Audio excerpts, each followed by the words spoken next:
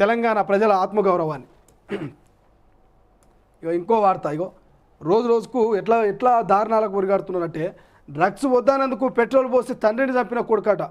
నిప్పంటుకుని పరిగెడుతున్న బండరాయితో బాది హత్య. రంగారెడ్డి జిల్లా తుర్కయాజల్లో ఘటన.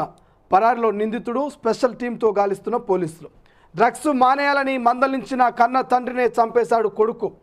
తండ్రిపై పెట్రోల్ పోసి నిప్పంటించిన బండరాయితో బాది హత్య చేశారు. ఈ ఘటన రంగారెడ్డి జిల్లా తుర్కయాజల్లో జరిగింది. తుర్కయాజల్లోని ఆరెంజ్ అవెన్యూలో నివాసం ఉంటున్న తిరుపతి అనురాగ్ అవారగా తిరుగుతున్నాడు. మద్యం, గంజాయి, డ్రగ్స్కు బానిసగా మారాడు. తన విలాసాల కోసం ఇంట్లో డబ్బులు తీసుకుంటున్నాడు. దీంతో కుటుంబ సభ్యులు అతన్ని డి అడిక్షన్ సెంటర్లో చేర్చారు.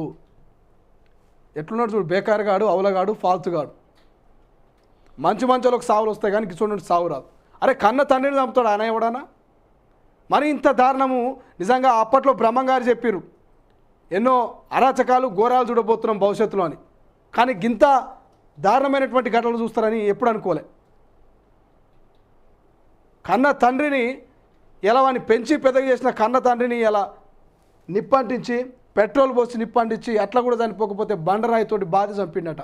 వీడు కొడుకా లేకపోతే ఇంకెవడన్నా? ఈ సమాజము ఎటుపోతున్నది? ఇలా చదువులు చక్కగా లేక తావుడుకు బానిసలై, దోస్తాన్ ఎక్కువై, ప్రేమ వ్యవహారాలు, ఇటువంటి డ్రగ్స్, ఇల్లీగల్ దందాలలో పాల్గొని ఈజీ మనీకి ఆశపడి ఇట్లా కుటుంబాల మీద హత్యలు, ఆత్మహత్యలు చేస్తున్నటువంటి సిచ్యువేషన్. సో ఇప్పటికైనా యువతరం మేలుకోవాలి, ఈ డ్రగ్స్కు, ఈ మద్యానికి దూరంగా ఉండాలి. ముందుగాల దోస్తాన్ని దూరం చేయాలి. నిజంగా ఎవడైతే చెడుదారిలో తీసుకుపోతున్నాడో వానికి గుడ్ బై చెప్పాలి. లేకపోతే ఇక మీకు పాడగట్టే రోజులు వస్తాయి.